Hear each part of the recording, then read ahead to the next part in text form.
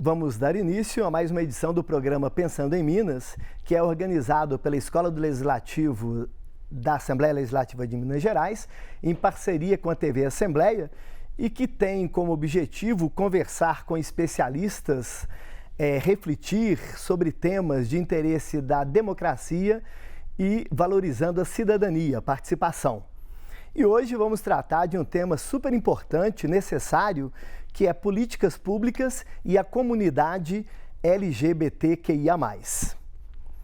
O combate à discriminação contra lésbicas, gays, bissexuais, travestis, transexuais, dentre outros, e a defesa de seus direitos deve ser compreendidos não sob o equivocado prisma de criação de novos direitos, mas sim sob a ótica de aplicação dos direitos humanos a todos, indiscriminadamente, como consta da própria Constituição brasileira. Trata-se da aceitação dos princípios fundamentais sobre quais todos os direitos humanos ou todos os seres humanos são assentados a igualdade de valores e a igualdade de dignidade de todos nós seres humanos. No entanto, vemos que um estudo recente da Comissão de Direitos Humanos da ONU mostra que mais de 70 países do mundo criminalizam relações consensuais entre pessoas do mesmo sexo, havendo inclusive previsão de penas de morte em alguns deles. A gente pode ver, por exemplo, o caso da Copa do Mundo do Catar, que está acontecendo agora em 2022. Esse tema está sendo muito debatido, está sendo muito exposto. E no Brasil não é diferente, também existe muita discriminação, aumentando as dificuldades e a vulnerabilidade do coletivo LGBTQIA+. Bom, para conversar sobre esse assunto, esclarecendo inclusive essa dança das letras LGBTQIA+, a importância da visibilidade dessa comunidade, os desafios e os avanços em políticas públicas, qual que é o papel do Estado, estamos recebendo aqui hoje dois especialistas, dois professores, uma professora e um professor. A professora Joana Ziller, que é doutora em Ciência da Informação, professora permanente do Programa de Pós-Graduação em Comunicação e dos cursos de graduação da área de Comunicação da Universidade Federal de Minas Gerais. A Joana é pesquisadora e coordena a formação transversal em gênero e sexualidade da Universidade Federal de Minas Gerais, além de ser fundadora e coordenadora do Grupo de Estudos em Lesbianidades da UFMG. E também recebemos o professor Hugo Bento, que é mestre em Psicologia pela PUC Minas, professor do curso de Psicologia em disciplinas relacionadas à ética, sexualidade e gênero das faculdades Uninasal e Univeritas. O Hugo integra o Centro de Luta pela Livre Orientação Sexual de Minas Gerais, CELUS-MG, e da Associação Brasileira de Famílias Homotransafetivas, ABRAF, com o H no final. E autor de duas publicações, O Desejo de Filho na Adoção Homoparental, de 2017, e Parecer Homem, Semblantes, Juventude e Criminalidade, de 2018, ambos pela editora Grama. Bom, feito as apresentações, eu já passo de imediato a palavra aqui para Joana. Joana, obrigada aí por receber e aceitar o convite aqui do Pensando em Minas, e você tem o tempo para a sua fala inicial. Tá bom, obrigada Alexandre, Hugo, obrigada pelo convite para estar aqui e obrigada a todo mundo que está nos assistindo, né? Queria começar minha fala pensando um pouquinho nessa sopa de letrinhas que você falou, né?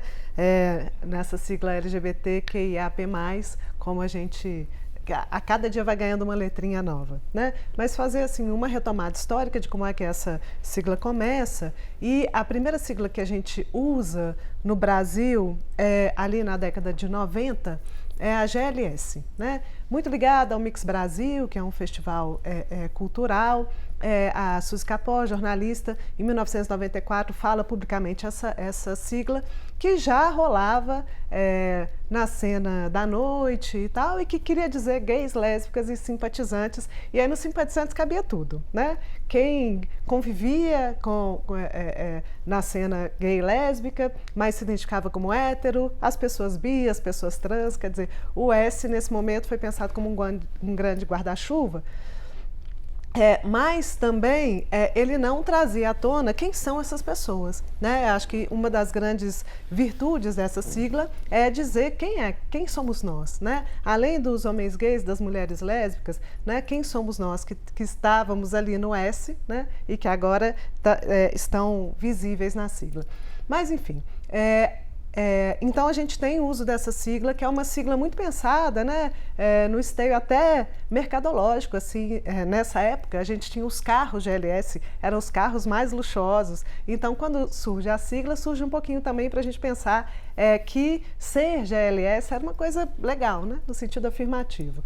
Então a gente tem lá na década de 90 o uso, e até no começo dos anos 2000, e aí essa sigla vai, ao longo do tempo, sendo substituída pelo GLBT. Então, em vez do GLS, a gente passa a ter o GLBT, que também visibiliza as pessoas bissexuais e transexuais e travestis, né? As pessoas trans, pensando amplamente. E essa sigla fica valendo até a primeira conferência nacional, GLBT, então, que se dá em 2008, já no governo Lula, né? Então a gente tem um trabalho de representatividade, de visibilidade, que começa nos municípios, nos estados e chega à Conferência Nacional. Tem também, então, no governo Lula, né, a criação do Conselho Nacional. E, então a gente tem a primeira conferência, e na primeira conferência, então, seguindo uma tendência mundial, internacional, na verdade, não é do mundo inteiro, a gente tem um acordo para que essa sigla seja alterada de GLBT para LGBT,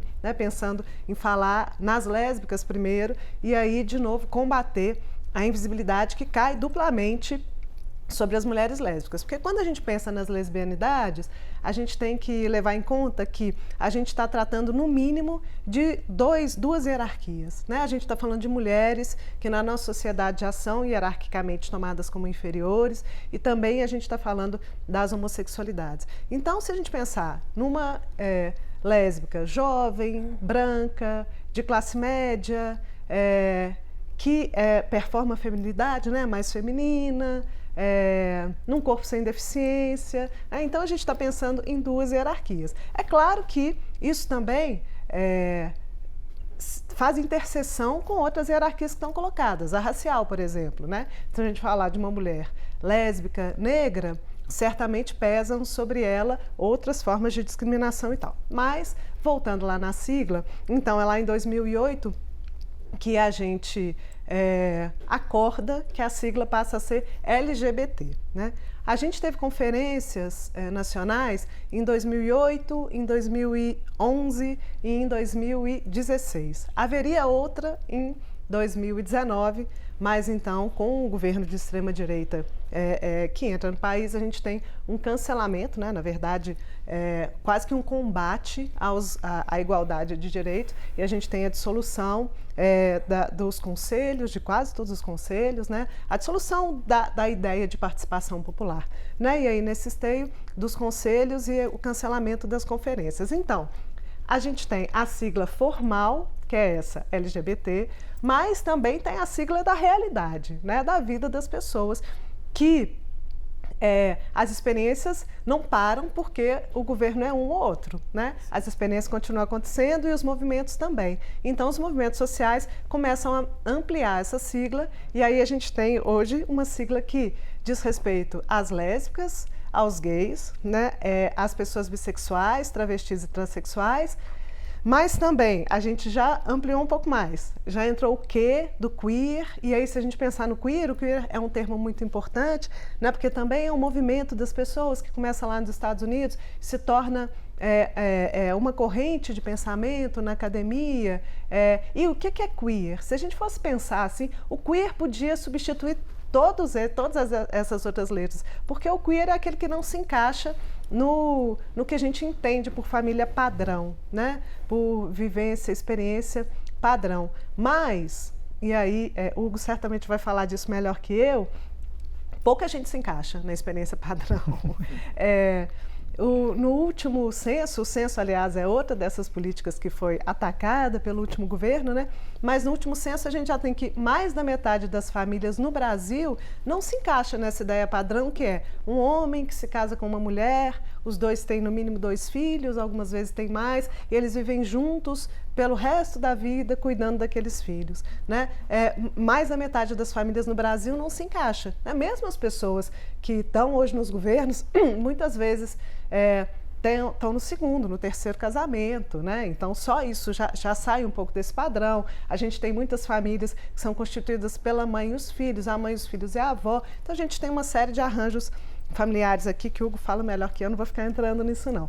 Mas aí, então, o queer seria um guarda-chuva, mas ele está dentro da sigla. Então a gente tem LGBTQ, o I de intersex, né, intersexual, pessoas que nascem, então tem uma configuração biológica quando nascem, até genética, né, que não estão nem num polo nem no outro, não podem ser definidas nem como homem nem como mulher. E aí acontece uma coisa que eu acho cruel até, né, curiosa, mas cruel, que via de regra, na maioria dos países, há uma intervenção médica quase que imediata. Quando nasce um bebê intersex, então muitas vezes ele nasce com os 2 órgãos, né, o genital com os 2 órgãos sexuais, ele é quase que imediatamente operado para se encaixar numa dessas caixinhas, assim, né? Se a gente pensar assim, não pode estar fora das caixinhas, né? Então, um bebê ainda recém-nascido é operado para se encaixar em uma ou em outra caixinha. Mas isso causa consequências para a vida, né, a longo prazo dessas pessoas. Então, o I vem de intersex, o A são as pessoas assexuais, né, aquelas pessoas que não têm uma inclinação para adotar as práticas sexuais com frequência na vida, que também passam por muita discriminação em função disso. As pessoas pansexuais, então se a gente pensasse no B, né, tem uma série de memes, inclusive, sobre o B e o P, né, porque o B vem de bissexuais, mas uma vez que a gente tem essa amplitude, né, de identidades e tal, o B não é mais suficiente, a gente já está pensando o pansexual. E o mais que então tem uma série de outras possibilidades, como as pessoas não binárias, por exemplo, né, que não se reconhecem nem como homens nem como mulheres. Eu tenho uma série de estudantes hoje, como eles gostam de dizer, alunos, né, que não se encaixam nem num lado nem no outro, se entendem como pessoas não binárias, né, e estão muito felizes aí com essa identidade. Então, o mais já aponta para isso, né? A tendência é que essa sigla continue a crescer e isso é ótimo, porque é importante que a gente reconheça as experiências e que elas tenham visibilidade. Mas, para a gente ter uma ideia da amplitude, né, quando a gente fala desse tema das políticas públicas, lá na primeira conferência, a gente já tinha 10 eixos de trabalho, que passavam por juventude, segurança pública, saúde, educação com certeza, cultura, comunicação, então uma diversidade muito grande de áreas. Quando a gente está falando dessas hierarquias, a gente está falando de uma tríade histórica, assim, que coloca as homossexualidades e as transexualidades, né, como pecado, crime, doença, né? Então a gente tem uma pegada religiosa muito forte, né, de algumas religiões. Hoje isso já está mudando também. A gente já tem uma série de religiões que reconhecem e respeitam as experiências LGBTQIAP+. Mas, historicamente, isso não se deu dessa maneira, né? Então, a gente tem essa tríade que começa no pecado, então, do pecado passa para o crime. Historicamente, também, em quase todos os países, em algum momento foi crime estar nessas identidades, né? Fugir dessa regrinha que eu estava falando lá do comportamento padrão, assim. E aí a gente tem o deslize disso para a doença, que já era algo mais leve, assim, né? Ser doente é menos do que ser criminoso, né? Já é uma diferenciação aí. Mas mesmo a doença ainda é algo muito estigmatizado e que a gente tem uma série de preconceitos em relação a ela. Então, lá na década de 70, a gente começa no mundo um processo de dizer, olha, isso aqui não é doença não, gente, que tem esse palavrão que é a despatologização. Mas que quer dizer isso? Olha, vamos tirar isso aqui do conjunto de doenças, porque ser LGBT na época, né, ser gay, lésbica ou trans, que eram essas identidades que a gente conhecia na época, isso não é doença não. E aí, no Brasil, em 85, o Conselho Federal de Psicologia reconhece, então normaliza isso, normatiza isso, né? Diz que isso não é uma doença, deixa de ser desvio, mas só em 99 que ele vai regular a atuação dos psicólogos. A OMS, né, a Organização Mundial de Saúde, na década de 90, então seguindo um movimento que começa na década de 70, chega no Brasil na década de 80, na década de 90 reconhece esse movimento internacional e tira as homossexualidades da classificação de doença, né, do CID, que é a Classificação Internacional de Doenças. Mas a transexualidade só deixa o CID como doença mental em 2019, né? Então, muito depois, né? 30 anos depois. E aí, atualmente, a transexualidade ainda aparece no CID, mas agora como uma condição relacionada à saúde sexual. Você estava dizendo, né, da questão da criminalização. Hoje são 69 países, em Singapura está deixando de ser agora. Então, são 69 países em que a homossexualidade ainda é crime. Em 11 a homossexualidade e a transexualidade são puníveis com pena de morte, né? Em 32, a gente tem uma igualdade de direitos pensando o casamento, né? Isso uma conquista, assim, que também vem crescendo no mundo. Mas olha, vem crescendo, mas ainda é bem pequena, ainda é menos da metade dos países em que é crime, né, ser pessoa LGBTQIAP+. Tô brincando aqui com LGBTQIAP+, e rindo, porque na realidade, em muitos desses países em que é crime, essa diversidade de experiências não aparece, não vem à tona, né? As pessoas passam a vida inteira escondendo quem elas são. Como a gente gosta de dizer, passam a vida inteira no armário, né? Aí, volta e meia, alguém me pergunta, mas por que a gente precisa de tanta letrinha nessa sigla, né?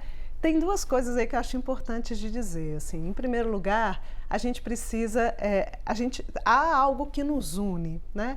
Todos nós que estamos nessas letras, que é o tipo de discriminação que a gente sofre, o tipo de hierarquia que a gente sofre cotidianamente na sociedade. Estava aqui conversando com o Hugo antes de começar o programa, dizendo que se a gente não estiver disposto a passar por uma situação desagradável, não sai nem de casa, assim, não levanta da cama, não abre rede social, porque todo dia alguma situação que diz respeito a gênero e sexualidade vai aparecer, assim, na vida cotidiana, todo dia isso vai aparecer, né? Mesmo que seja no cálculo, assim, de, bom, eu posso mostrar quem eu sou aqui, ou para garantir a minha segurança, eu preciso me recolher, preciso continuar, né? Preciso me esconder um pouco, né? Então, assim, para dar um exemplo, quando eu estou andando na rua com a minha namorada, sempre preciso pensar, é seguro dar a mão para ela? Dá a mão, né? Não dá nada demais. É seguro dar a mão para ela aqui? Ou se eu der a mão para ela aqui, a gente corre risco físico, né? De ser agredida e tal. Então, mesmo esse cálculo, né? É um cálculo que vai correndo as energias, né? Algo que você tem que fazer com muita frequência, assim. E isso, né? Estou falando do pequeno, do pouco, de quando está tudo bem, né? As situações muito maiores, né? Então, quando a gente pensa na diversidade da sigla, a diversidade da sigla é muito importante porque, em primeiro momento, traz essa ideia de que, bom, há um pertencimento, né? Eu não estou sozinho, há outras pessoas que estão passando por questões similares e a gente pode se unir para demandar direitos. E aí é isso, assim, a sigla é uma sigla política, né? As experiências não cabem de verdade nessas letrinhas, elas são mais amplas, elas são mais fluidas, mas a importância da sigla é muito essa questão política. Pensando na política e nas políticas públicas, a gente tem uma questão de ação direta e de regulação, né? A gente tem políticas de ação direta, como na saúde, na educação, e também a gente tem políticas que são mais voltadas à regulação, porque tem um binômio aí que a gente precisa pensar na nossa sociedade, que é a diferença de diversidade e inclusão. Então, em boa parte das empresas, a gente vê ações de diversidade, mas não de inclusão. Eu contrato alguém aqui que é trans, né? Mas eu não dou condições para que essa pessoa esteja no ambiente de trabalho em igualdade de condições, né? Para que ela, de fato, possa exercer a atividade dela como várias outras pessoas. Isso é bastante comum em boa parte das empresas que têm política de diversidade, o que também não são todas, né? Então, é papel do Estado, num caso desses, ou no caso das plataformas de rede social, por exemplo, agir na regulação, né? Uma ação que não é direta.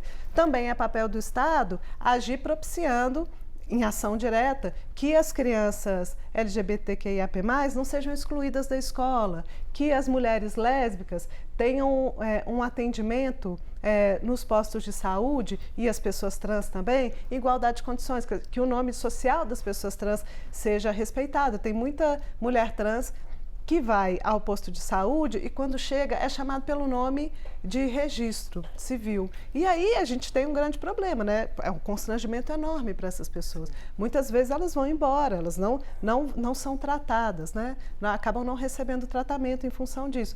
Nas escolas, a gente tem os casos de violência contra crianças e jovens gays e lésbicas, que são mais afeminados, os meninos, ou que são mais desfeminilizados, né?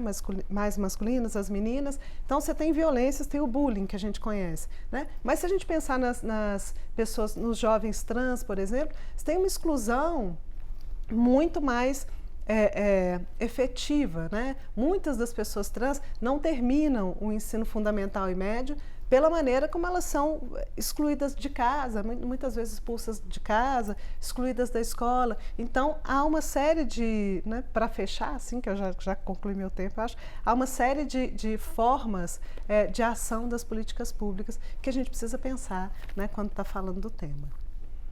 Obrigado, Joana.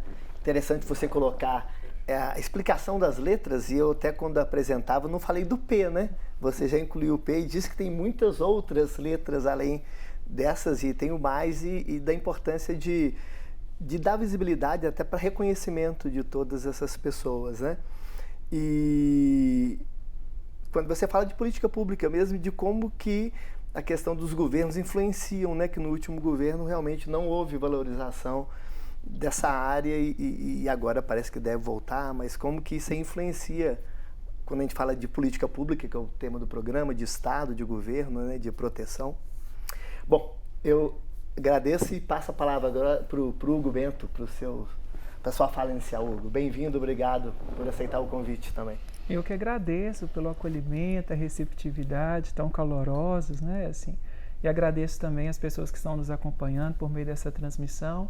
Eu costumo dizer que é uma alegria falar sobre a comunidade a qual eu pertenço, e principalmente no âmbito da garantia de direitos, do requerimento e a proposição de políticas públicas, ao mesmo tempo que é muito dolorido, porque a Joana começa a resgatar aqui um histórico e aí vai passando uma espécie de filme na cabeça da gente, né, assim, não só de todo um cenário social e político mais ampliado, mas também de experiências muito específicas no decorrer da nossa trajetória profissional, da nossa lida na militância, de muita violência. Eu acho que, de alguma maneira, nós estamos lidando aqui com um impacto direto de diversas manifestações de violência sobre a comunidade LGBTQIA+, e vamos colocar vários mais nesse sentido aí, porque para nós é uma pauta importante o reconhecimento das identidades sociais, né? Assim, não por uma formatação, como Joana bem aponta, das experiências sexuais e afetivas e também de uma vivência de gênero a partir das letras,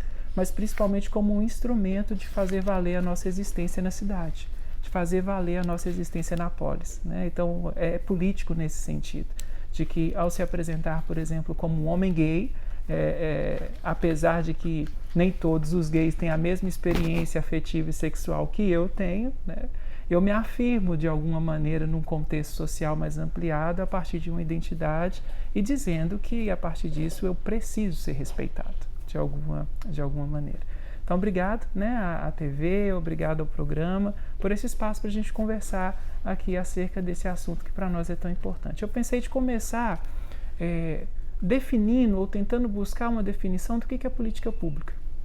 que eu acho que a gente vai utilizando, né, no nosso cotidiano, esse termo com tanta frequência, a gente fala tanto sobre políticas públicas, proposições de políticas públicas, avaliação de políticas públicas, afinal de contas, o que a gente está chamando de política pública, de alguma forma. E aí, como quase tudo no âmbito das ciências sociais aplicadas e das ciências humanas, a gente vai encontrar uma série de definições, né? Mas eu gosto muito das definições que tendem a pensar políticas públicas como um conjunto de ações que visam a garantia de um direito. A proposição de uma definição de política pública que fundamenta as atividades, os programas, os projetos, as ações no âmbito do direito, né, do direito social, do direito humano, do direito fundamental, isso me contempla, ela me contempla de alguma forma de pensar que quando nós estamos falando de política pública, nós não estamos falando de favores, nós não estamos falando de alguma coisa que fica de acordo com o bem-querer de um determinado governante ou não, mas a gente está falando de um conjunto de ações estatais, governamentais, que visam a garantia do direito de uma população, né? Então, eu acho que trazer esse aspecto da política pública como alguma coisa que diz respeito à garantia de direitos nos coloca num outro lugar de discussão que não é o lugar da opinião, que não é o lugar das preferências individuais, que não é o lugar das crenças individuais nesse sentido, mas de um reconhecimento de que existe algo ali que, enquanto uma democracia, que enquanto um país regulado por uma Constituição que nós chamamos de cidadã, né, precisa ser garantido. E a verdade seja dita, é que muitos desses direitos sociais, eles não são garantidos para a nossa comunidade. Acho que o exemplo da educação comunica isso com uma assertividade violenta ou muito dolorida para nós, porque nós pensamos a maior parte dos estabelecimentos educacionais ou das instituições escolares para todos, vírgula, até a página 2, né? Assim, porque dentro desses ambientes, por exemplo, as experiências que não coincidem com as normas de gênero, como por exemplo das crianças e das adolescentes trans, né? Ou então dos meninos afeminados, dos meninos que de alguma forma não performam uma masculinidade que está aí posta nos nossos ideais da cultura, né, nas nossas normas de gênero e etc. Ou das meninas que rompem também com o padrão bela, recatada e do lar, né? As meninas que são mais masculinizadas, as meninas que gostam de brincadeiras que na nossa sociedade são atribuídas aos meninos e etc., são constantemente convidados e convidadas a não estarem naquele espaço. Ainda que não haja explicitamente uma fala dizendo você não é bem-vindo nesse lugar, né? Tudo que acontece ali na interação com os coleguinhas, o olhar de reprovação de um determinado professor, de uma determinada professora, a falta de acolhimento quando essa criança ou esse adolescente consegue explicitar e dizer da violência que vem sofrendo naquele espaço, comunica, não por meio das palavras, mas por uma série de atitudes, que aquele espaço é bem-vindo, aquele espaço é dedicado a apenas um tipo de experiência de gênero e um tipo de experiência de sexualidade. Então, quando nós falamos de políticas públicas para a população LGBTQIAP+, nós estamos falando, sobretudo, e eu acho que no âmbito da regulação que Joana estava pontuando, de garantir, dentro das políticas públicas que já existem, a presença da nossa comunidade e o respeito da nossa comunidade nesses espaços, né?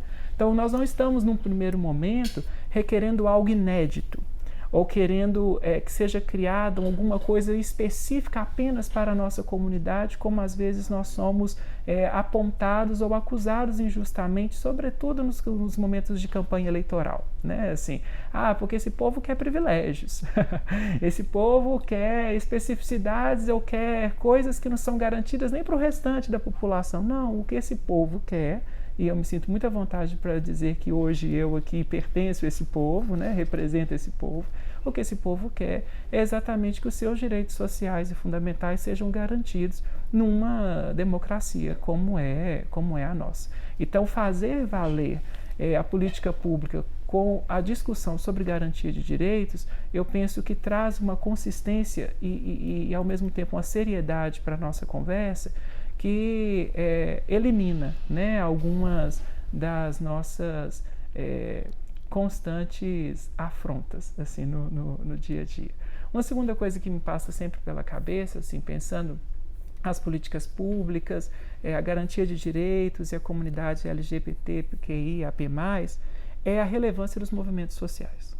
Né? Assim, me assusta o que acontece no governo de extrema-direita de Jair Messias Bolsonaro com a destituição de praticamente todos os conselhos, né, de garantia de direitos, todos os espaços formais de participação social e de discussão de políticas públicas, sobretudo, exatamente porque se comunica uma ideia social muito triste numa democracia de que os movimentos sociais eles não têm voz, de que os movimentos sociais eles não devem ser escutados, de que os movimentos sociais eles não têm o que dizer ou o que propor.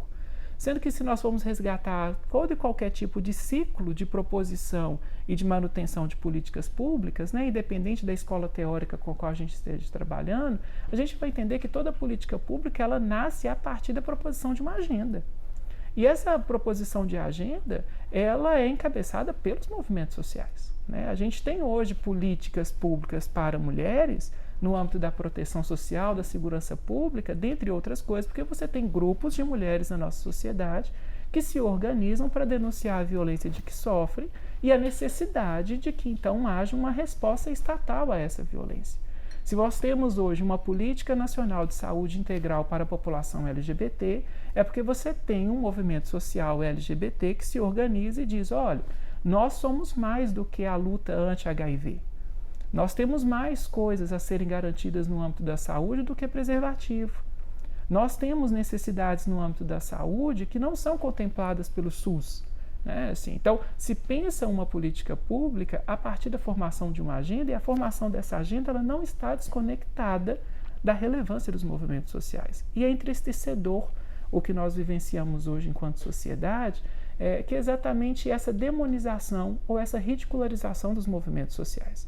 No discurso corrente, no discurso das classes dominantes, é como se os movimentos sociais eles não tivessem importância exatamente para o avanço de uma democracia, sendo que é o contrário. Né? Assim, um sistema democrático ele avança a partir do momento em que os movimentos sociais eles são respeitados e eles são convocados, inclusive, a contribuir com a proposição de políticas públicas para uma população. Então, nesse ponto, assim, eu acho que pensar a política pública como essa ação estatal que visa a garantia de direito inclui nós concedermos um lugar de importância para os movimentos sociais. Porque eles conseguem, de alguma forma, captar algo dessas experiências e, ao mesmo tempo que captam essas experiências, ele consegue sistematizar isso a partir de demandas. Né? Apresentar no espaço da cidade, apresentar no espaço público quais que são os requerimentos desse povo, quais são os requerimentos dessas pessoas que vivenciam essas experiências. Então eu acho que temos aqui um ponto importante, que é exatamente de começar a conceder destaque, mais uma vez, para os movimentos sociais. E no que se refere especificamente à minha comunidade, né, assim, nós não podemos deixar de celebrar 20 anos do CELUS, né, aqui no estado de Minas Gerais, por exemplo, a parada desse ano, né, que, dentre outras coisas, coloca na rua exatamente a memória desses 20 anos de sistematização. Sabemos que no próprio estado de Minas Gerais e na cidade de Belo Horizonte, figuras importantes existiram antes do dia 8 de março de 2002, que quando o CELUS, de fato, ele é fundado, né, assim, nesse sentido. Entretanto, você tem ali a organização de pessoas que decidem, de uma forma muito apaixonada e desejosa, colocar na cidade os requerimentos da população LGBT. Né, assim, de pautar no estado de Minas quais que são as demandas dessas pessoas que não se adequam às normas de gênero ou às normas de sexualidade. Há valor no movimento social. E eu acho que é um pouco do meu apelo aqui hoje, né, assim, de que no legislativo a gente volte a olhar com um pouco mais de apreço para os movimentos sociais. São poucos hoje os eleitos, né, ou aqueles que ocupam as cadeiras no legislativo nos diferentes âmbitos, seja federal, estadual ou até mesmo municipal, que conseguem estabelecer um diálogo respeitoso com os movimentos sociais. Né? Assim, o movimento organizado de mulheres ele não é uma ameaça para a sociedade, ao contrário, ele contribui para o avanço da sociedade. O movimento organizado, que aqui nós estamos chamando de LGBTQIA+, mais mesmo, não é um avanço para a destruição do país. Ao contrário, é um controle na destruição do país, é uma barra na destruição do país, né? Assim, o movimento social organizado da agricultura familiar, dos trabalhadores e das trabalhadoras do campo, não é uma afronta ao mercado, não é uma ameaça à economia, ao contrário, né? Assim, é a possibilidade de algum tipo de progresso e de olhar humanitário, inclusive, dentro do âmbito da economia. Então, acho que a forma como a gente lida com o movimento social é um ponto importante para essa nossa reflexão sobre políticas públicas para a população LGBTQIAP+. E, por fim, assim, um ponto que me inquieta, estava compartilhando com a Joana antes de nós entrarmos no ar, é o quanto que isso que nós podemos chamar hoje de algum tipo de garantia ou de conquista do movimento LGBT, da população LGBTQIAP+, no Brasil, está diretamente associado ao judiciário, né? Então, esse é um ponto sensível dessa nossa conversa e me alegra estar numa casa legislativa, um programa relacionado ao legislativo, a uma escola do legislativo, marcando isso, né? Assim, o casamento em 2011, né, por uma decisão do STF. E aí, a operacionalização disso vem em 2013 por uma determinação do Conselho Nacional de Justiça. Porque lá no legislativo, essa discussão não avança, né, de algum modo. A determinação e a resolução no ano de 2018 para que as pessoas trans elas pudessem ter a sua documentação civil retificada, independente da cirurgia de redesignação sexual, qualquer tipo de avaliação médica, né, assim, nesse sentido, vem também por a decisão do STF, né, porque nas casas legislativas essa conversa ela não avança, né? Assim, ela não caminha. E por fim, no ano de 2019, a equiparação do crime, né, de LGBTfobia com o racismo, que ficou conhecido como a criminalização da LGBTfobia, mais uma vez por um protagonismo do judiciário, sendo que nós temos na história, né, do nosso legislativo, em diferentes esferas, proposições de criminalização da LGBTfobia. E o porquê que essa discussão ela não caminha no legislativo, de alguma forma? Por que é preciso que o judiciário se sirva dos seus instrumentos para dizer para a sociedade aquilo que os movimentos sociais estão gritando há anos, de alguma maneira? Que basta o de opressão, chega de violência. Nós queremos ser respeitados enquanto cidadãos, nós queremos ser respeitados enquanto sujeito de direitos, que paga os impostos, que levanta cedo para trabalhar todo dia, que sustenta e cria, inclusive, filhos que são abandonados por casais heterossexuais, né? Assim, que vão para a rua para denunciar a exploração sexual, que combatem nos diferentes espaços dos quais fazem parte qualquer tipo de negligência ou de violação de direitos, que não tem medo e às vezes pagam um preço pesado, caro, por isso, de dizer quem são, e que as pessoas elas têm liberdade para viver a vida afetiva e sexual delas conforme o desejo delas, né? Assim, de alguma maneira, e isso, infelizmente, nas casas legislativas não tem lugar. E quando eu digo não tem lugar, pode parecer que eu estou dizendo assim, não tem nenhuma personalidade política no legislativo que faça essa discussão. Tem, só que essas pessoas elas são sufocadas pela cis-heteronormatividade. Essas pessoas elas são de alguma forma colocadas num lugar muito marginal devido a um conservadorismo que aqui está a serviço da morte, está a serviço da destruição, e nós não temos que ter meias palavras para poder falar sobre isso, né? Assim, um conservadorismo que está a serviço da eliminação de algumas pessoas da nossa sociedade, e aí é preciso que algum tipo de iniciativa aconteça via judiciário, quando que, na verdade, nós poderíamos estar fazendo uma discussão ampliada com a sociedade, chamando diferentes instituições e organizações para participar dessa conversa, que é o que caracteriza o legislativo propriamente dito, né? Assim, de alguma maneira. Acho que nós, enquanto comunidade LGBT, enquanto movimento social organizado, assim, nós fomos criando, com o decorrer do tempo, uma certa casca, sabe? Eu não tenho outra figura de linguagem para expressar isso. Uma certa proteção mesmo, assim, nesse sentido, Mas também a gente não se esquece que por baixo dessa casca existem corações, existem corpos muito sensíveis que de vez em quando se machucam. E não pouco com as violências perpetradas na nossa sociedade pela LGBTfobia, pela cis-heteronormatividade. E aí um dos pontos assim, que me encanta nessa comunidade, para além das letras, né, assim, é a possibilidade de acolhimento, é a possibilidade de amparo, a possibilidade mesmo de um laço de solidariedade que se constitui entre essas pessoas que são tão diferentes, mas que estão debaixo desse guarda-chuva que nós somos dissidentes sexuais e de gênero, né? Assim, nós temos a marca, de alguma forma, da rebeldia a essa norma social, de alguma maneira. E aí, debaixo desse guarda-chuva, a gente se cuida, debaixo desse guarda-chuva, a gente se protege com os recursos que nós temos, né? Assim, debaixo desse guarda-chuva, a gente cria vínculos afetivos e que produzem também algumas respostas às nossas necessidades, sejam elas físicas, emocionais, familiares, nesse ponto. Mas ainda que a gente se cuide debaixo desse guarda-chuva, a gente só não vive debaixo desse guarda-chuva, né? A gente transita pela cidade, a gente usa o transporte público, a gente está nas instituições públicas. Então, esse cuidado que a gente dedica uns aos outros, dentro dessa comunidade ou debaixo desse guarda-chuva, não é o suficiente para dizer, então, que nós não precisamos de políticas públicas que visem a garantia dos nossos direitos. E acho que, a partir disso, a gente consegue conversar com quem está nos acompanhando e fomentar um pouquinho da nossa reflexão nessa manhã. Muito boa a sua fala, Hugo.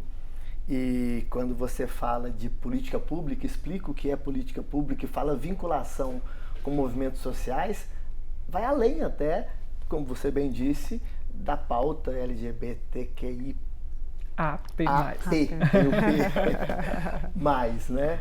Porque, independente do governo, qualquer governo que não apoia movimentos sociais, o ativismo, né? Que o ativismo em todas as áreas, na minha área, que é a área de controle, faz com que as políticas públicas sejam elaboradas de cima para baixo, sem a participação. Então, muito interessante essa sua reflexão, ainda mais uma casa legislativa, né? Que é onde se elaboram as políticas públicas ou discute-se as políticas públicas, muitas vezes propostas pelo próprio executivo. Uhum. Então, achei muito interessante esse seu recorte aí dentro do tema do programa. E já temos aqui duas perguntas, eu já vou passar para vocês. Uma é da Adriana Agostini, que é uma colega lá da Escola do Legislativo, e ela fala que recentemente, nos últimos 4 anos especificamente, vimos no Brasil a LGBTQIAP, ela não colocou o P, mais fóbico, mostrando uma cara muito forte a fobia, né? No movimento contra essa comunidade jamais visto no país. As pessoas perderam a vergonha de odiar e, mais do que isso, se acham no direito de serem preconceituosas e agressivas com o que não é heteronormativo. E ela pergunta como reverter isso, qual que seria alguns caminhos, algumas possibilidades, né? E eu já até acrescento que quando o Hugo fala do parlamento e vendo os resultados das últimas eleições, essa polarização muito forte, a gente viu que muitos parlamentares foram eleitos com esse discurso homofóbico. Então, ou seja, eu acredito que certamente não é fácil, né? Mas como reverter isso, Joana? Eu acho que, em primeiro lugar, a gente tem que pensar que a gente precisa de instituições fortes. Atualmente a gente tem dito muito isso, né? Mas a igualdade de direitos está na lei. Então a gente precisa que as instituições garantam a igualdade de direitos, né? Como o Hugo estava dizendo, a cada vez que a gente demanda um direito, a gente não está demandando privilégio, absolutamente, a gente está demandando igualdade, né? A Constituição diz que todos nós somos iguais. E a gente tem esse movimento internacionalmente, numa série de países, obviamente não são todos, nesse mesmo sentido. Então, é importante, eu acho, a primeira coisa que a gente precisa pensar é isso. Assim, a partir do momento em que alguém discrimina uma pessoa LGBT, é preciso que haja o Estado garantidor, né? Que, enfim, se for necessária uma punição, eu assim, eu acho que a educação é mais importante que a punição. Mas a educação também não resolve tudo, né? Assim, a partir do momento em que a gente passa a apanhar na rua, né? É preciso haver uma ação educativa e conscientizadora, mas é também preciso que as pessoas saibam, olha, isso aqui você não pode fazer, é uma punição para isso aqui, né? Então, eu acho que há esse binômio, assim, né? Da institucional, da gente pensar, por um lado, a ação do Estado garantindo os direitos, mas também pensar a ação do Estado como a ação educativa, a ação conscientizadora. Uma coisa que eu acho que é muito importante a gente pensar, assim, eu vi uma pesquisa recente do Datafolha sobre os temas, as grandes polêmicas que estão rodando o país atualmente, né? Falava da diminuição da maioridade penal, da questão do aborto, da legalização das armas e da questão LGBTQIAP+. Vou falar LGBT, que ainda é a sigla oficial, né? Então, da questão LGBT. E aí, me surpreendeu o dado de que 50% da população apoia a demonstração pública de afeto entre pessoas LGBT. Isso, eu acho que tem dois lados, assim. Por um lado, é pouco, né? A gente pensar que só metade das pessoas apoia uma demonstração de afeto, né? Enquanto muito mais da metade das pessoas apoiam as demonstrações de ódio, como a gente tem visto aí pelo país. Mas, por outro lado, isso também é um grande avanço, porque há 10 anos, há 20 anos, esse percentual era muito menor. Então, mesmo em todo esse contexto de violência e de ódio que a gente tem visto, né, há um crescimento da conscientização das pessoas de que, sim, somos iguais, você pode demonstrar afeto assim como eu. Né? Eu fico vendo, eu tenho um filho, e eu fico vendo isso na escola do meu filho. Meu filho tem 8 anos e as crianças sempre me param na porta, agora não mais, mas logo que ele foi para essa escola, sempre me paravam na porta, as crianças ainda bem pequenas, né, fazendo perguntas. Aí sempre perguntam, mas ele tem 2 mães? Sim, ele tem 2 mães. Aí elas param e fazem perguntas do tipo, mas ele saiu de 2 barrigas? Mas vocês se casaram de vestido? Mas então a questão das crianças, né, que ainda não estão tão expostas a esse preconceito, é muito prática, assim, né? Eu aprendi que tem uma mãe e um pai. Pô, ele tem 2, é mesmo? Olha só que interessante. Como é que vocês se casaram? É tudo muito, muito prático, né? Porque a gente é educado para discriminar, né? A gente aprende o preconceito, a gente aprende a discriminação, a gente aprende o ódio. Então também é preciso, eu acho que isso é o mais importante, assim, o mais efetivo, mas que também leva tempo, né? É preciso que a gente ensine, que a gente conscientize, desde as crianças até os adultos, a respeitar, né? A entender que não há nada de errado em ser LGBTQIAP+, e o que for. Muito bom. Hugo. A pergunta, né, Adriana? A pergunta da Adriana, assim, explicita um ponto que eu acho que é desafiador para nós atualmente. O fato de que a discussão eleitoral, as campanhas políticas, explicitam o ódio, né, explicitam a raiva, que já produziam efeitos, obviamente, mas não estava à luz do dia como aparece, né, dessa maneira. E aí eu fico pensando que resta aqui algum tipo de invenção mesmo de como lidar com isso que foi explicitado e que de alguma forma estava no armário também, né? Estava escondido. Que é essa face mais dura do preconceito, essa face mais dura do estigma social, essa face mais dura da opressão ou dessa insistência de dizer que todo e qualquer tipo de experiência afetiva e sexual ou de gênero precisa ser pautado por essa norma que foi socialmente construída e tem sido perpetuada já há muito tempo, de alguma forma. Um dos recursos que tem me chamado muito a atenção nesse processo de contestação e, ao mesmo tempo, de uma sensibilização social, são aqueles viabilizados pela arte e pela cultura. Né? Assim, eu acho que nós temos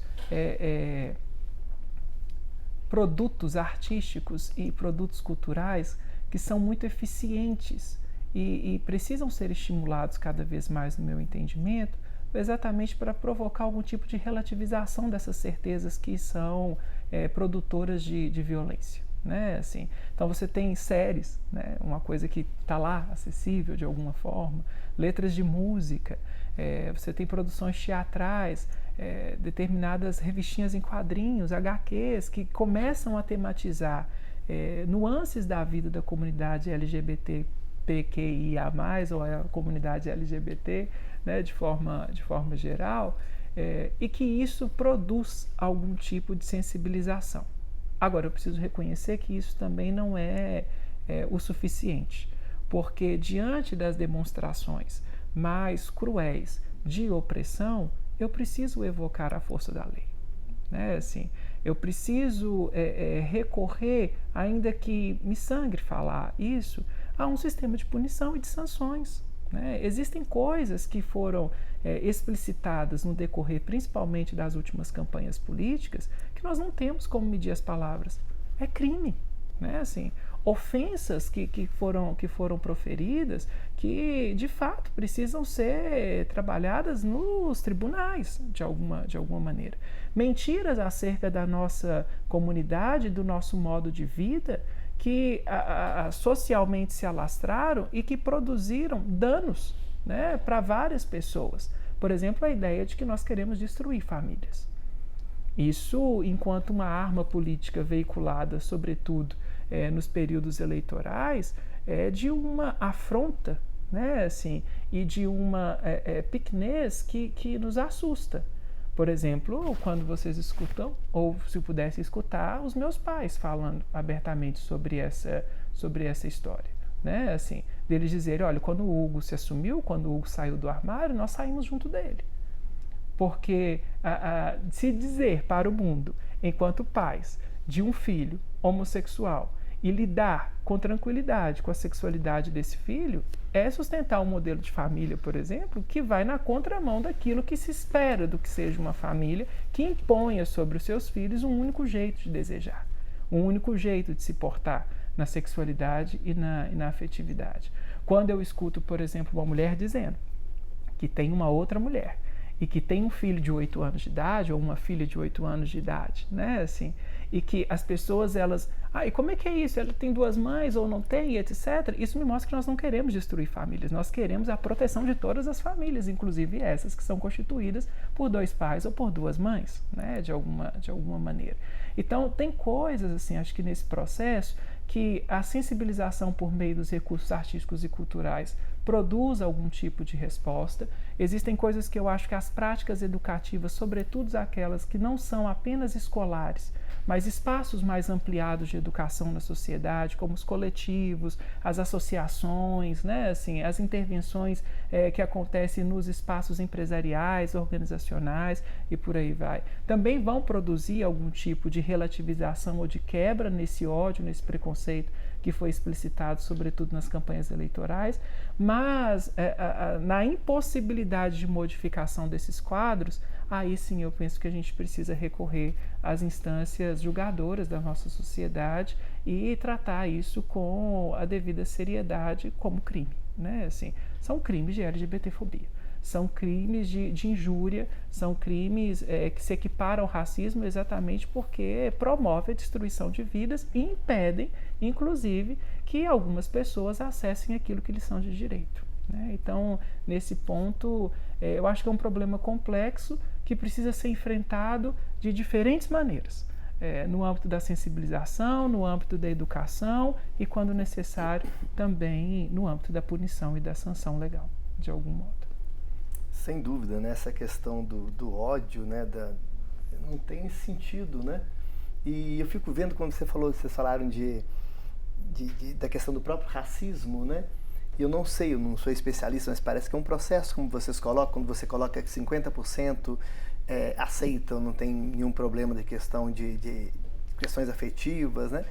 Que é um processo, porque na questão do racismo eu percebo que tem muito racismo, mas tem mais denúncia. A gente vê que vira notícia que no ônibus a pessoa fez isso aqui, no elevador aconteceu aquilo, em Portugal aconteceu não sei. Parece que já existe uma vontade maior dessa punição quando a pessoa comete um crime, quando comete alguma coisa que não está na lei, né? Então, talvez seja um processo então, por um lado, é até positivo quando a gente vê esses avanços. Por outro lado, a gente vê que também é muito difícil, né? Quando tem essa exposição toda que a Adriana coloca aqui de pessoas que mostram agressividade. Alexandre, em 2019, um fotógrafo aqui da cidade de Belo Horizonte, Alexandre Bisciatti, ele fez uma foto em que eu e meu esposo nos beijávamos na parada LGBT de Belo Horizonte. E foi uma foto muito bonita, assim. Eu, rapidamente, nesse mundo de rede social que a gente vive, peguei a foto quando ele me enviou e postei, na época, num perfil de uma rede social. Eu tenho todos os meus familiares nessa rede social. E as pessoas curtindo, comentando, né, falando coisas e etc., aquela foto. Alguém, assim, que eu nem me lembrava mais da existência, vem e tece o seguinte comentário: isso é um absurdo, são duas aberrações. É um pouco nesse ponto. Eu nem tinha lido ainda o comentário, meu telefone toca, quem era? Minha mãe. E minha mãe é muito entristecida com toda aquela situação, falando: meu filho, esse inferno nunca vai acabar, esse povo não para, né? E aí eu falei: calma, é isso mesmo, a vida inteira vai ser assim, mamãe, vamos lá, mas a gente vai, né? Assim, um dia muda, talvez não da nossa geração, mas da nossa luta, a gente sabe que a gente produz alguns efeitos que vão ser colhidos por outros mesmo. E eu e meu marido, então, decidimos movimentar uma ação judicial contra essa pessoa. O trabalho que dá a gente é uma coisa, né? Assim, de ir até um cartório, produzir uma ata notarial, para que uma determinada figura ali do cartório ateste no documento que naquela rede social está publicado aquilo, que aquele comentário está ali, né, porque aquilo tem uma espécie de peso dentro de algum processo. Existe a Defensoria Pública que está acessível para receber esses casos, mas a gente sabe de uma certa morosidade devido à grandiosidade das demandas, né? Assim, ao acúmulo de demandas que chegam até eles. Então, a contratação de um advogado particular que fizesse essa representação e etc. Enfim, no desenrolar do processo, para resumir aqui a nossa conversa, quando nós estávamos diante dessa pessoa, ela pensava que nós queríamos dinheiro. Ela pensava que nós queríamos extrair algum bem dela. Né, assim, o que terminantemente desde o início eu havia dito que não era a nossa intenção, mas eu fazia questão de que, ao ser sentenciado, de que ele recebesse uma alternativa penal, de que alguma prática educativa e pedagógica a ele fosse destinada, né, assim. E aí a pessoa que estava conduzindo um pouco dessa conversa, e depois a juíza entra na história, e fala assim: mas por que o tempo inteiro você fala dessa alternativa penal? Né? Assim, nesse sentido. Porque, honestamente, eu não acredito que a cadeia seja a solução para essas coisas. O sistema carcerário, né, ele tem os seus problemas, e a gente poderia conversar, enfim, em outro momento sobre isso. E eu entendo que não é com o encarceramento que a gente vai conseguir produzir alguma mudança de mentalidade social nesse sentido. Mas, sob a força da lei, existem alternativas ao cárcere que podem produzir efeitos muito interessantes.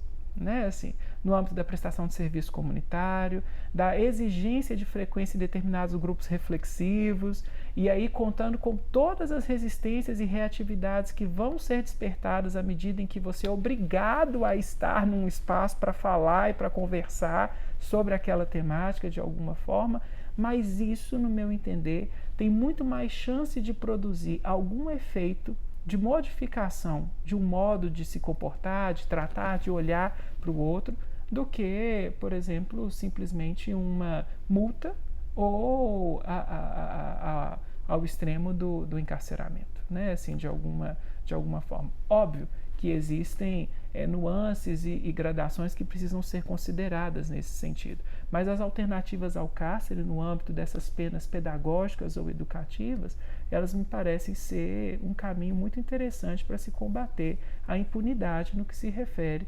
às violações e às violências LGBTfóbicas que nós temos hoje.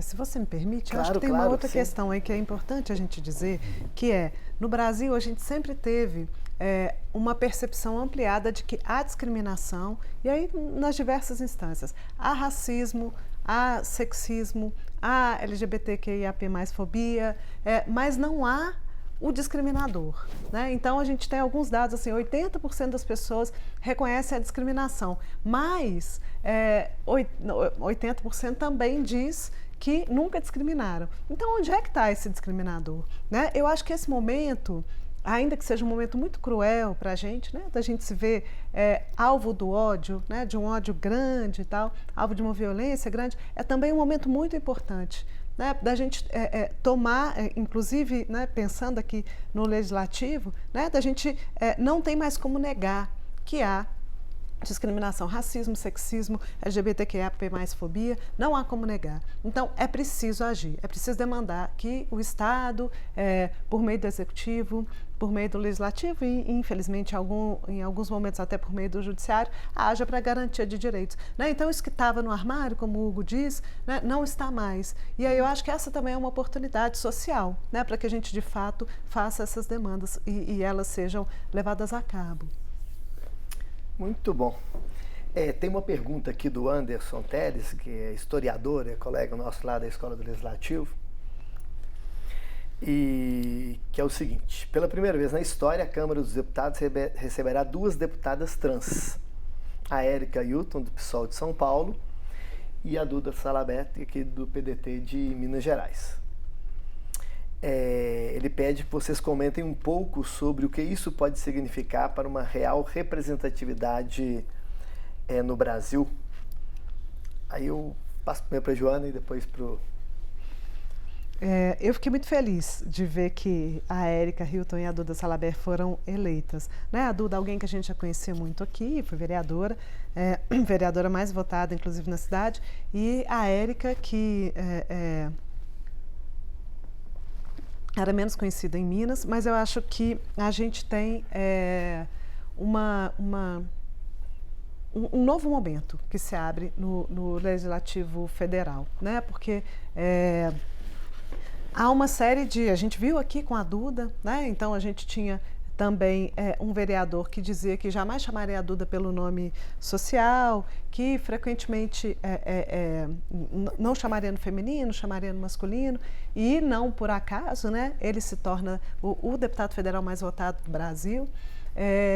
Então, para a gente, de novo, né, pensar como que essa postura, que não é nem conservadora, né, uma postura retrógrada, né, não é de conservar as coisas como estão, é de voltar atrás, né, uma postura violenta, como que isso tem uma valorização social, mas, por outro lado, também, de novo, né, a gente traz a transfobia à tona, então ganha visibilidade, essa violência que Duda sofria aqui cotidianamente, ganha as páginas de jornal, e, por outro lado, as meninas trans e os meninos trans, né, começam a ver que existe lugar para eles na sociedade, né? Me lembro quando eu trabalhava num programa de racismo, né, antirracismo, lá na UFMG, de inclusão de estudantes negros e negras, o quanto era importante para eles o fato de haver um corredor de Fórmula 1, o Hamilton, que era negro, né? O quanto eles diziam dessa ausência de representatividade social, então, de ir ao médico, e os médicos eram sempre brancos, né? Nos postos de saúde, quem eram as pessoas negras?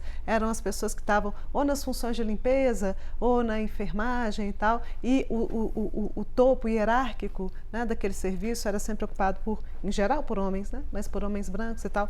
Mas se a gente fizer a transposição disso, né, para as pessoas trans, eu acho fundamental, do ponto de vista da visibilidade mesmo, que a gente tenha 2 vereadoras, então as jovens e os jovens trans podem entender que há lugar para eles, para além da margem da sociedade, né? Então é preciso a possibilidade de luta e a possibilidade, nesse caso, né, uma possibilidade de vitória nas eleições, mas também de estar nesse lugar, que é um lugar muito importante para a vida do país, né? Por outro lado, também a gente tem uma maior dedicação, sem dúvida nenhuma, um maior envolvimento do próprio Legislativo no combate as discriminações de gênero e identidade, né? Certamente, tanto Duda quanto Érica Hilton vão apresentar projetos e lutar para que a gente tenha uma ambiência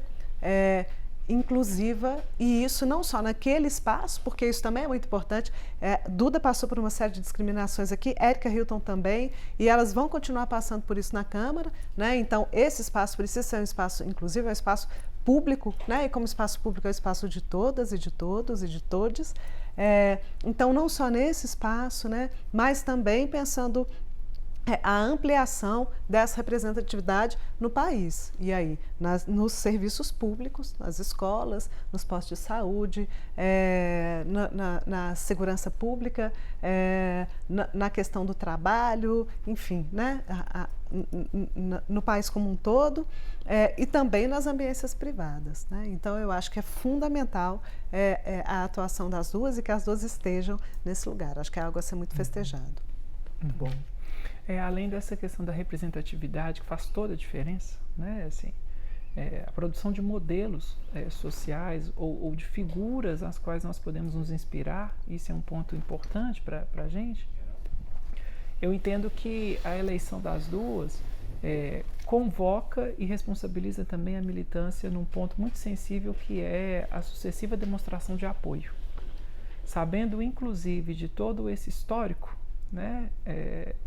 E infelizmente, prevendo que mais violências LGBTfóbicas virão para as duas ali dentro daquela casa, a base, ela de fato faz uma diferença nesse sentido, né? Assim, ter uma ancoragem junto aos movimentos sociais, ter uma ancoragem junto às instituições que militam pela garantia de direitos, pelo respeito aos direitos humanos, né? Assim, as liberdades individuais, sobretudo, eu acho que faz toda a diferença nesse processo. Aqui na cidade de Belo Horizonte, com o Duda, nós vivenciamos situações muito tristes, do ponto de vista de uma democracia, de uma sociedade que é norteada por uma Constituição que se diz cidadã, né? Se você ter uma figura dentro do Legislativo que se recusa a chamar alguém pelo nome que tem, e isso é de uma gravidade e de uma violência que a cidade devia ter parado,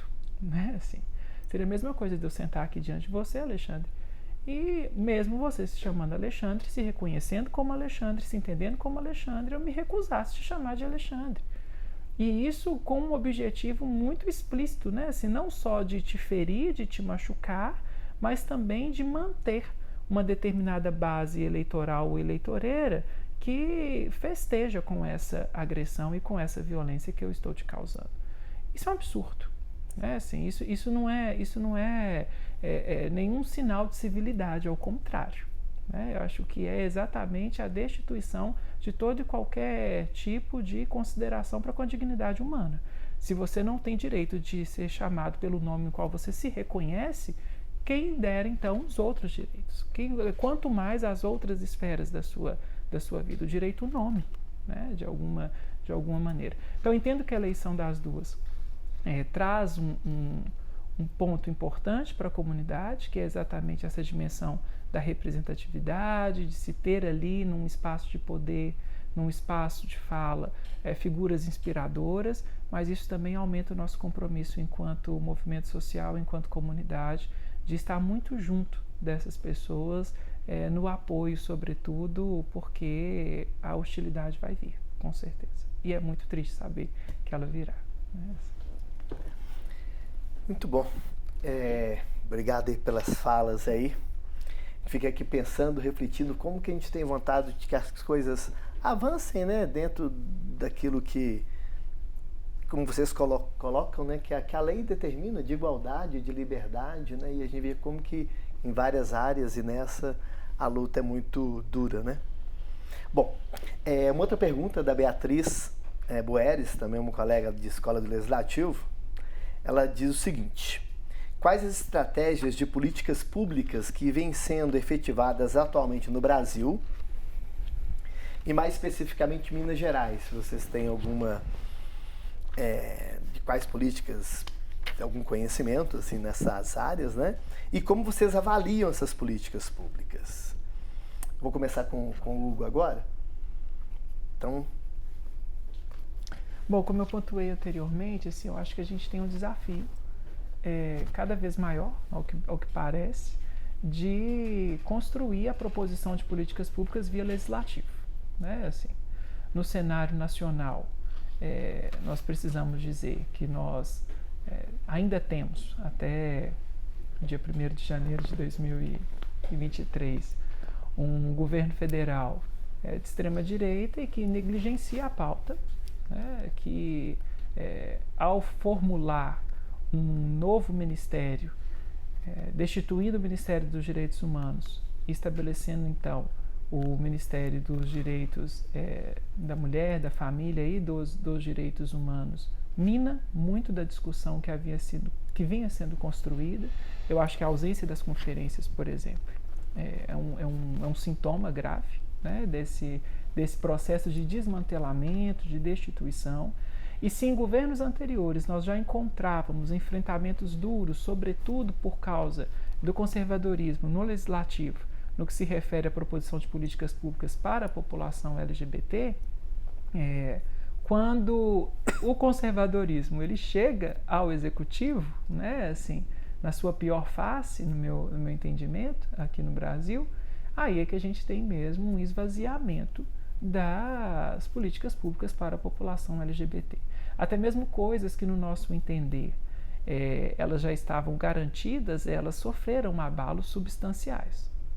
Por exemplo, a política nacional destinada à prevenção a infecções sexualmente transmissíveis e o tratamento de pessoas soropositivas para o HIV, né? Assim, durante esses 4 anos, nós convivemos com uma série de falas, com uma série de ameaças ou com uma série de concepções de que o tratamento dessas pessoas não é alguma coisa do âmbito do direito, mas é gasto público, né? Assim, nós tivemos ausência de planejamento, por exemplo, para a aquisição de material necessário para as campanhas de prevenção às infecções sexualmente transmissíveis e até mesmo uma suposta ameaça, né, assim, ou um risco de que uma medicação específica antirretroviral para pessoas que vivem com HIV no país não pudesse mais ser produzida em território nacional ou veiculada no território nacional.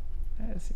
Então, isso nos aponta, isso nos mostra o quanto que não é uma prioridade exatamente para o atual governo as questões que se referem à vivência sexual, à vivência de gênero e, sobretudo, da comunidade LGBT no país. Então, foi um cenário muito desafiador, tem sido um cenário muito desafiador.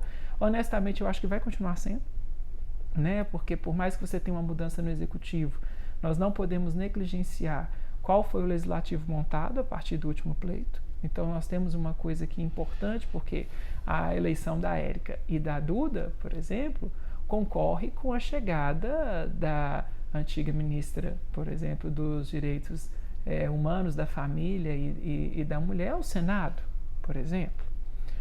Ou então um número elevado de representantes dos setores mais conservadores e inclusive aqueles que se elegeram propagando fake news contra a nossa comunidade na Câmara, né? Assim, então, a gente tem uma série de desafios a serem enfrentados de agora para frente nesse ponto.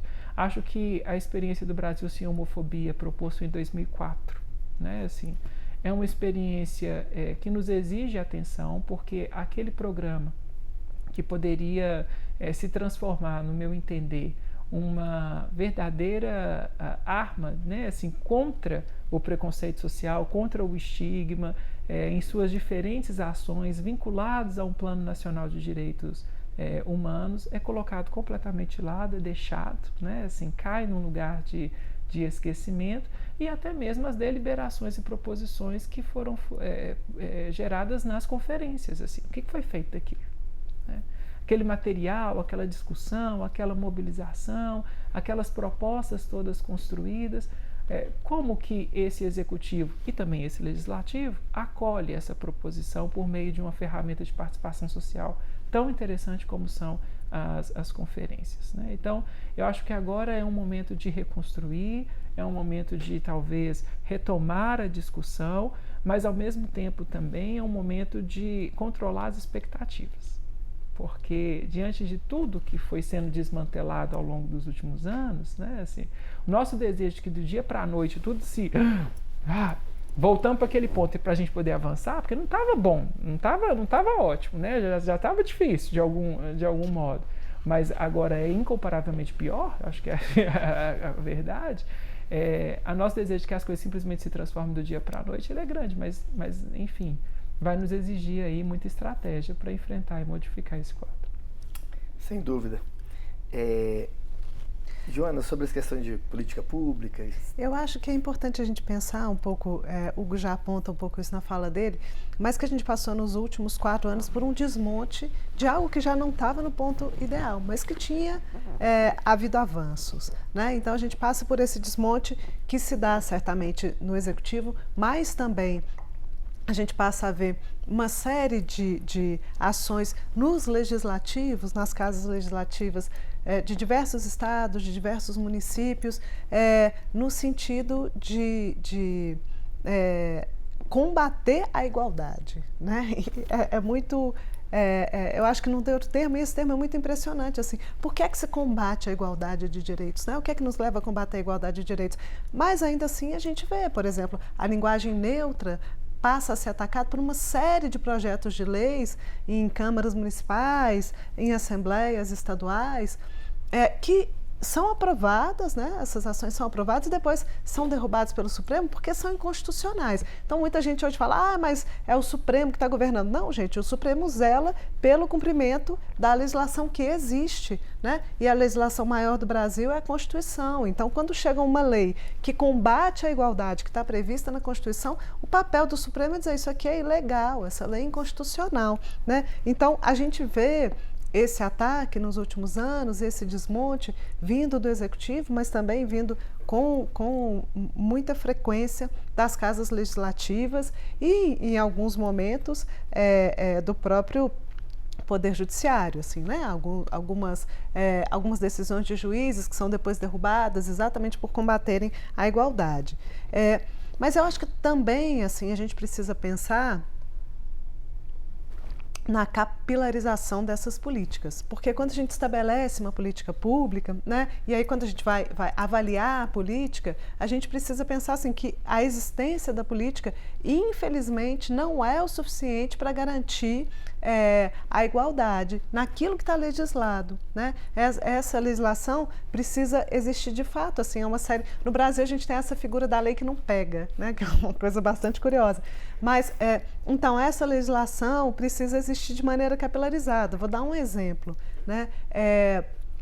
A ideia do atendimento de saúde às mulheres lésbicas. Há uma série de médicas e médicos que acreditam que mulheres lésbicas não estão sujeitas a ISTs, às infecções sexualmente transmissíveis, e por isso, ao receberem mulheres lésbicas nos consultórios, não fazem os exames preventivos, porque dizem, não, você não precisa, você fez sexo com homens? Não. Bom, então você não precisa do preventivo, porque então você não está sujeita às ISTs. Então, ainda que a gente tenha uma política de saúde, né, que agora foi bastante atacada, mas que garante essa igualdade em alguma medida, a gente não tem essa igualdade aplicada lá na ponta, né? Então, é preciso que também, ao pensar a política, né, ao avaliar a política, na verdade, a gente avalie também essa capilarização e a gente construa, então, instrumentos para que essa capilarização de fato exista. Isso acontece também com o nome social, né?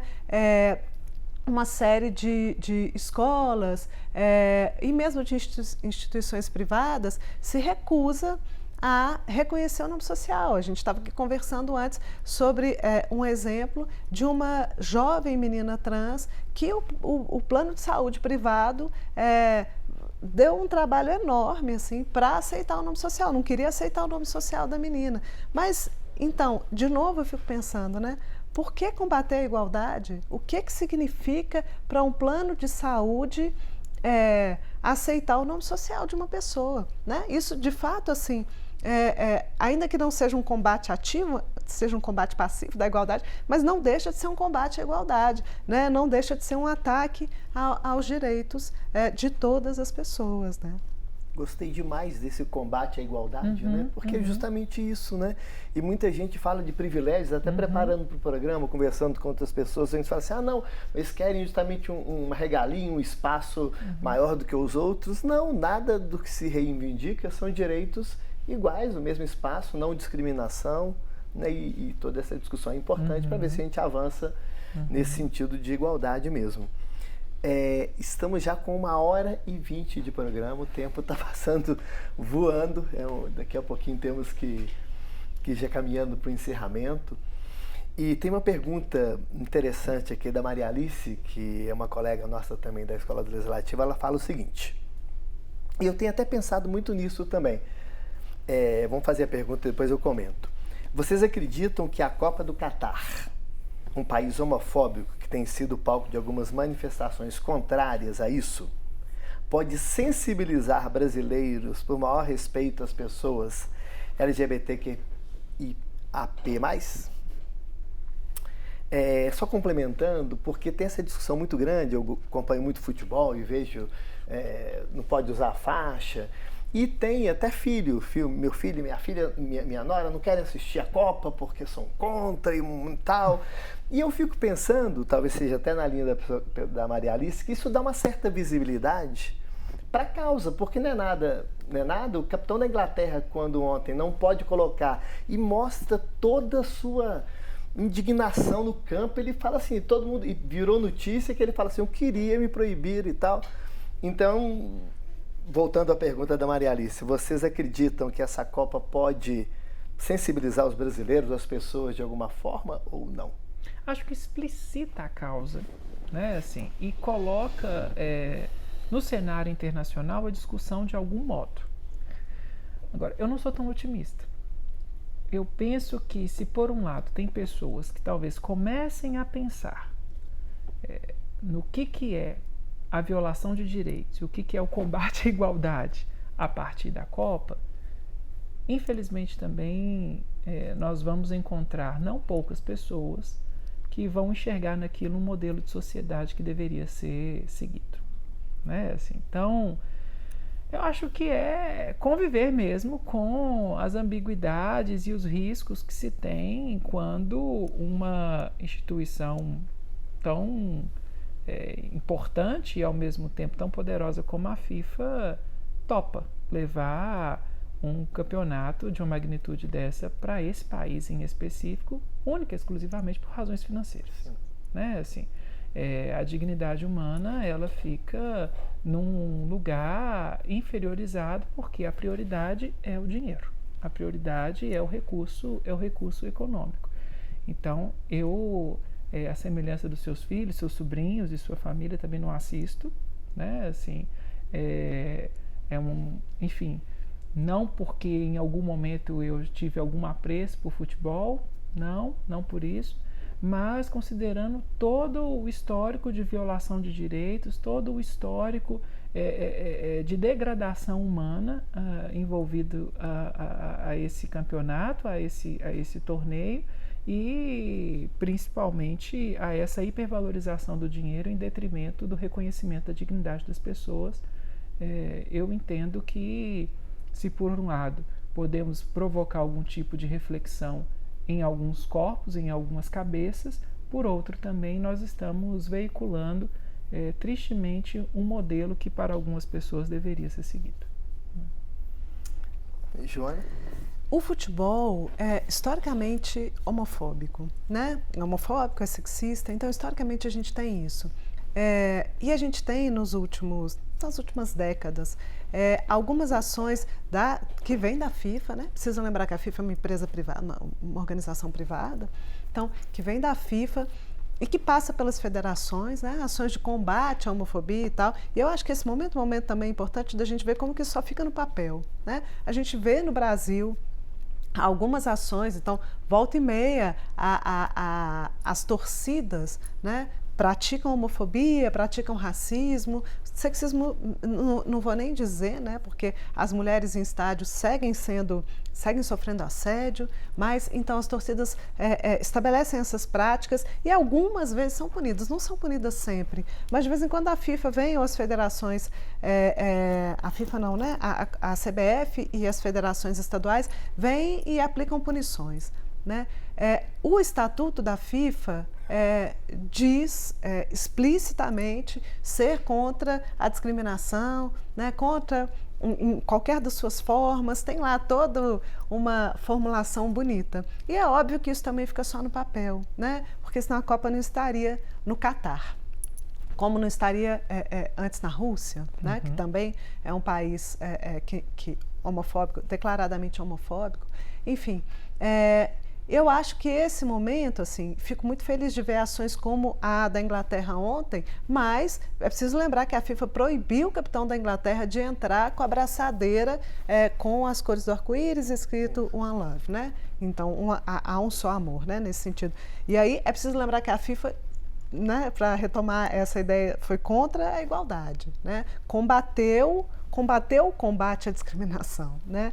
E ainda assim, a seleção da Inglaterra arrumou uma forma, né, eles ajoelharam em campo e tal, de apontar isso, né, de denunciar isso. Eu acho que haverá outras ações, espero pelo menos, né, que haja outras ações desse tipo, de outras seleções, mas também acho que elas são ainda tímidas e raras, né? Se a gente pensar na seleção brasileira, por exemplo, no futebol brasileiro, é muito raro a gente ter um jogador que se assuma gay, né? Que se assuma um homem gay. E, em geral, isso acontece quando eles já se aposentaram. A gente tem o Richarlison, né? Que é um grande exemplo, assim, que sofreu discriminação durante toda a vida, né?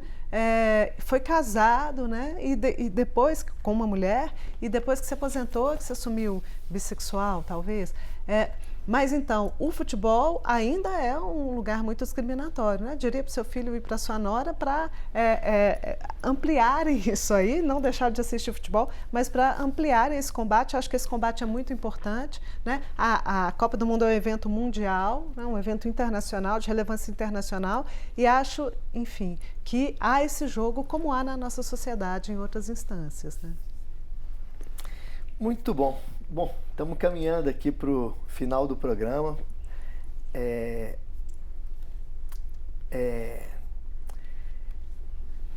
Eu quero agradecer muito os dois convidados aqui que nos brindaram com a aula, né, e reflexões importantes sobre LGBTQIP+, e políticas públicas. E eu passo a palavra para cada um agora fazer o seu comentário final sobre o tema do programa, e já de antemão agradeço muito o aceite do convite. Hugo? Obrigado, né, assim, pelo acolhimento, obrigado por oportunizar essa conversa. É sempre importante, né, agradecer, porque de fato em cada um desses espaços em que a gente pode levar algum tipo de reflexão sobre garantia de direitos, a gente se esforça para se fazer presente, porque a gente entende o valor social disso, né? Então, obrigado à Assembleia, obrigado à TV Assembleia, à Escola do Legislativo, por proporcionar esse momento de conversa sobre políticas públicas para a nossa comunidade, com a nossa comunidade. E a título mesmo de conclusão, assim, dessa participação, eu fico feliz de encontrar pessoas no caminho que entendem que a dignidade humana ela é inegociável, né? Assim, e acho que quando nós estamos falando de políticas públicas para a população LGBTQIAP+, nós estamos falando exatamente desse ponto que não é vendável, desse ponto que não é comercializável, desse ponto que não é negociável, que é exatamente o fundamento da dignidade humana. Então, pessoas lésbicas, bissexuais, trans, travestis, de gênero não binário, de gênero fluido e intersexo, ou pessoas que não têm apreço por práticas sexuais, né, assim, mas gostam de amar, gostam de respeitar os outros como os assexuados. Nesse processo, são sobretudo seres humanos que devem ser respeitados, e enquanto cidadãos brasileiros que têm direitos que precisam ser garantidos. Então, obrigado.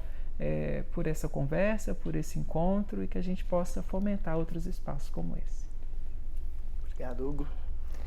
Também queria agradecer pela oportunidade de estar aqui conversando com vocês, nessa casa, que é uma casa fundamental para nossa cidadania, né?